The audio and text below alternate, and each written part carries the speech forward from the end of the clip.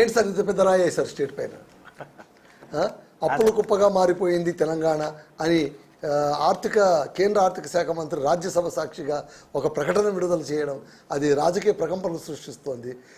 ఈ అప్పుల కుప్పలోన మీ భాగస్వామ్యం ఎంత?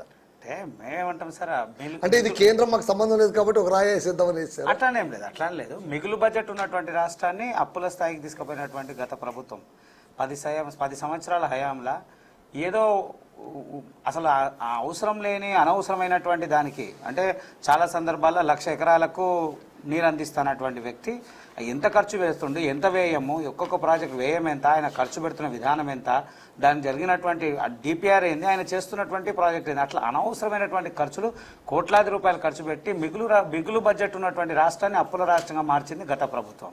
సేమ్ అదే కోవలు ఇప్పుడు ఉన్నటువంటి ప్రభుత్వం పోతా ఉన్నాం. దానికోసమే తప్ప వేరే ఉద్దేశం ఏం లేదు. నిజంగా కూడా వనరులు సృష్టించుకోవాల్సిన అవసరం రాష్ట్ర ప్రభుత్వం ఉంది.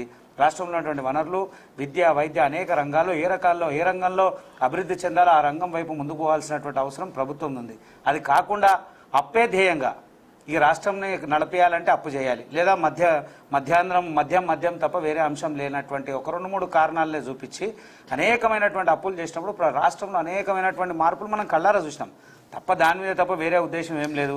నిజంగా కూడా అభివృద్ధి చెందుతున్నటువంటి రాష్ట్రాలను కంపేర్ చేస్తే మన రాష్ట్రంలో కొన్ని విషయాలు మంచి జరిగినప్పుడు మంచి జరిగిందని కూడా కేంద్రం అనేక సందర్భాలు చెప్పింది కదా సార్. అంటే ఇప్పుడు బీఆర్ఎస్ నాయకుడు కేటీఆర్ గారు ఒక స్టేట్మెంట్ చెప్పారు. అంటే దీనికి ప్రతిస్పందనగా 2014 తెలంగాణలో 368 కోట్లు మిగులు ఉంటే 2023-24 నాటికి 5,943 కోట్ల మిగులు బడ్జెట్తో మేము అప్పగించాము.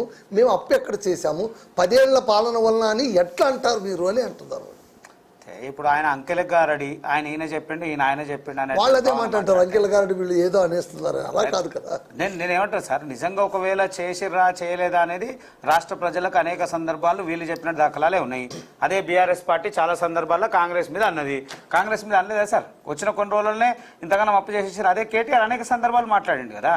ఇది ఏమంటున్నాం, మీరు అభివృద్ధి చేయాల్సినటువంటి రాష్ట్రం అభివృద్ధి పక్కన పెట్టి అధికారులంతా కూడా ప్రజాప్రతినిధులు లేదా ముఖ్యమంత్రి స్థాయి నాయకులంతా కూడా అప్పెట్లా తీసుకురావాలి, ఎలాంటి పథకం పెట్టి ఇంకేం అప్పు చేయాలి, ఏ డిపిఆర్లు పెట్టాలి, ఏ ప్రాజెక్ట్ తీసుకొని వస్తే అప్పు వస్తుంది, ఏ ప్రాజెక్ట్ మీద ఇచ్చేయాలనేటువంటి ప్రయత్నం చేస్తూ ఉన్నారు. లేదా ఏ భూములు అమ్మాలి, ఏ వనరులు అమ్మాలనేటువంటి ప్రయత్నం చేస్తున్నారు. కానీ రాష్ట్ర ప్రయోజనాల కోసం చేసేటువంటి కార్యక్రమాలు ఈ గత ప్రభుత్వం చేయలేదు, ఇప్పుడు చేయలేదు. కాబట్టి ఆ సందర్భం మాట్లాడాల్సిన దాఖలాలు ఉన్నాయి. వేరే ఏం లేదు సార్. నిజంగా కూడా చేయాలంటే అనేక వనరులు సృష్టించాల్సిన అవసరం ప్రభుత్వం ఉంది. అది పక్కన పెట్టి ఒకే ఒక ధ్యేయం ఏంటంటే ఉచిత పథకాలు, ఆ పథకాలకు అమలు చేసేటువంటి విధానం, దాని మీద డబ్బులు లేవనే విషయం, దాని మీద గత 14 నెలలు మొత్తం కూడా చర్చ అదే జరిగింది. గత ప్రభుత్వం కూడా 10 సంవత్సరాలు అదే కోవల అభివృద్ధి చేసినప్పుడు అప్పులు కాకుండా ఉంటాయని అంటున్నారు సార్. అభివృద్ధి అని అంటే మౌలిక వసతులు ఉండాలి. ఈ రోజు కూడా తెలంగాణ రాష్ట్రం మందు అనేకమైనటువంటి, అసలు మనం ఊహించని విషయం ఏంటంటే ఈరోజు తెలంగాణ రాష్ట్రంలో రేపో ఎల్లుండో మహా అంటే మార్చిన అన్ని స్కూల్లో ఎగ్జామ్స్ ఉన్నాయి. ఈ టైంలో కూడా మౌలిక వసతులు, కనీసం మంచినీళ్ళు తాగనటువంటి స్కూల్స్ ఉన్నాయి సార్. టాయిలెట్ లేని వ్యవస్థ లేనటువంటి స్కూల్స్ ఉన్నాయి. మౌలిక వసతులు లేనటువంటి ఎన్నో పాఠశాలలు ఉన్నాయి. మౌలిక వసతులు ఉన్నటువంటి హాస్పిటల్స్ ఉన్నాయి. ప్రజలకు అవసరమైనటువంటి మౌలిక వసతులు కూడా ఏర్పాటు చేయకుండా వీళ్ళు ఇన్ని కోట్ల రూపాయలు చేసి ఏం చేశారు? పెద్ద పెద్ద భవనాలు, ఆ పెద్ద పెద్ద రోడ్లు. అది కాదు కదా సార్. మానవ మనుగడకు కావాల్సినటువంటి మౌలిక వసతులు చేయాల్సినటువంటి ప్రభుత్వం అది మర్చిపోయి హంగు ఆర్బాటలకు చేస్తుంది. అది కాకుండా నిజంగా వనరులను సృష్టించేటువంటి ప్రయత్నం చేస్తే సక్సెస్ అవుతుండే. అది కాకుండా చేసినప్పుడు ఖచ్చితంగా ఈ రకమైనటువంటి వాతావరణం కేంద్రం కానీ రాష్ట్రం కానీ రేపు పక్క దేశం మాట్లాడిన ఆశ్చర్యం లేదు. ఎందుకో సందర్భాల్లో మాట్లాడుతుంటది. అందుకోసమే నరేంద్ర మోడీ గారు మేక్ ఇన్ ఇండియా అన్నారు.